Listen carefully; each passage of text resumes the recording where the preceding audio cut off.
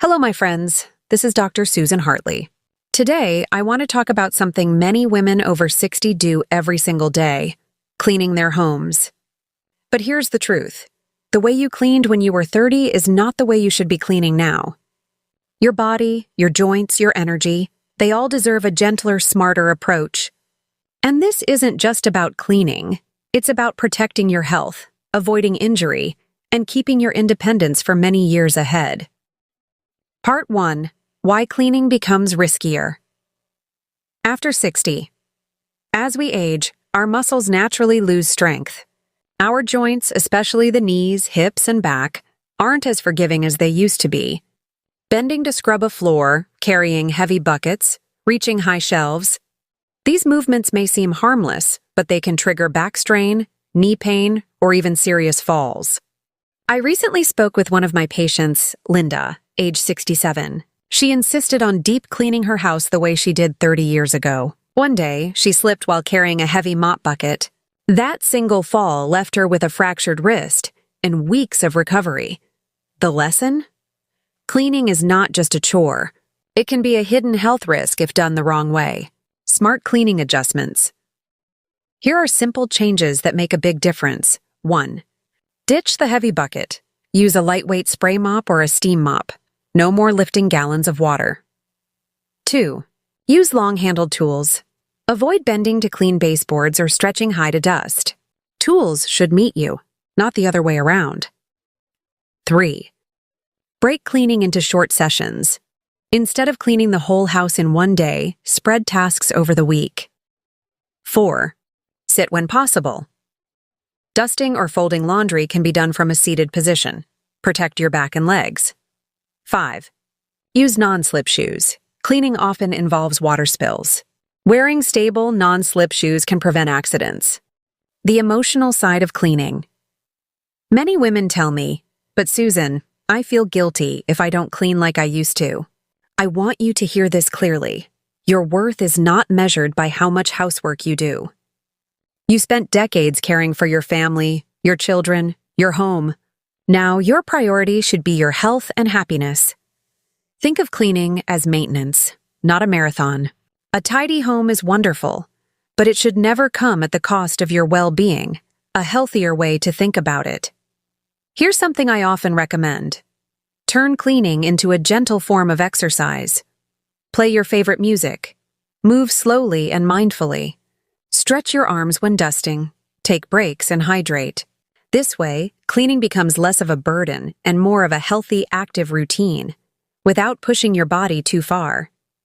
When to ask for help, ladies, there's no shame in asking for help. Hiring help for heavier tasks, even once a month, can save you from injuries. And if you have family nearby, let them share the load. Your health is worth far more than sparkling windows. Part 2. Why cleaning gets harder after 60.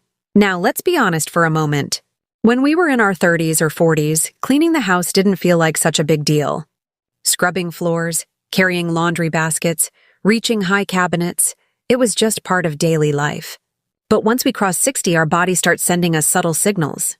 The back may ache after bending, knees may complain after scrubbing tiles, or shoulders might tighten after reaching overhead too many times. These are not signs of weakness. They're simply signs of a body that's worked hard for decades and now needs more care. Doctors often remind seniors that repetitive motions, like twisting, lifting, and bending, can speed up wear and tear on the joints.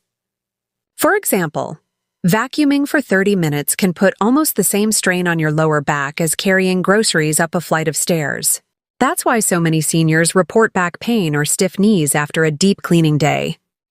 And here's the hidden truth. Overdoing housework at this age doesn't just cause soreness, it can actually trigger accidents.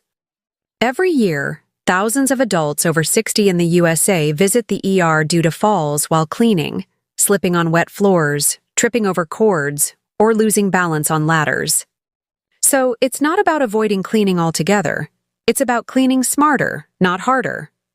In the next section, I'll share practical, doctor-approved strategies to make cleaning safer and easier, so you can keep your home fresh without putting your health at risk. 3. Safer cleaning strategies after 60. The good news is, You don't have to give up cleaning your home. You just need to adapt the way you do it. Small changes can protect your back, knees, and shoulders while still keeping your home shining. 1.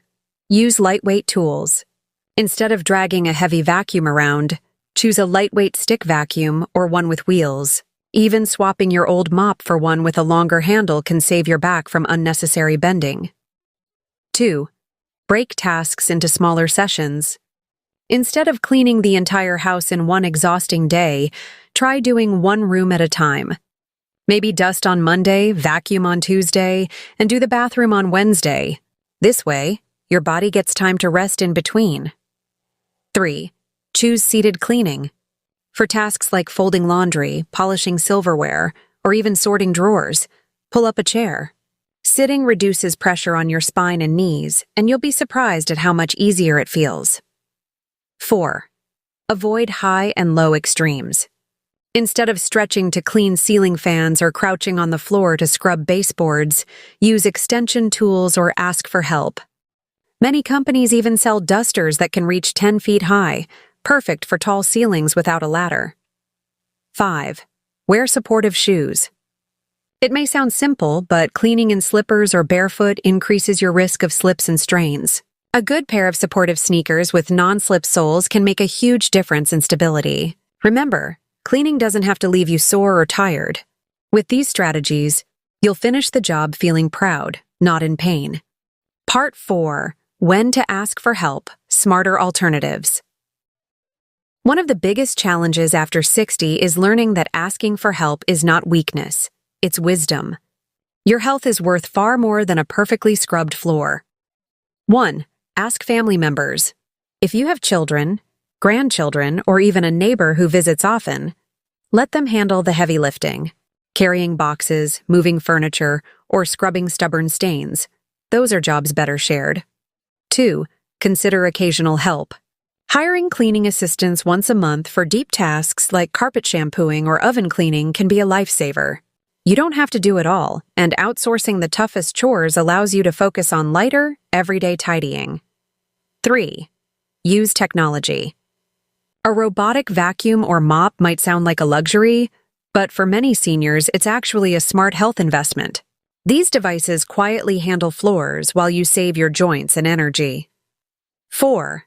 Modify the home environment. Think long-term. Choosing easy-to-clean flooring, installing handles in bathrooms, and keeping cleaning supplies in every room can prevent strain.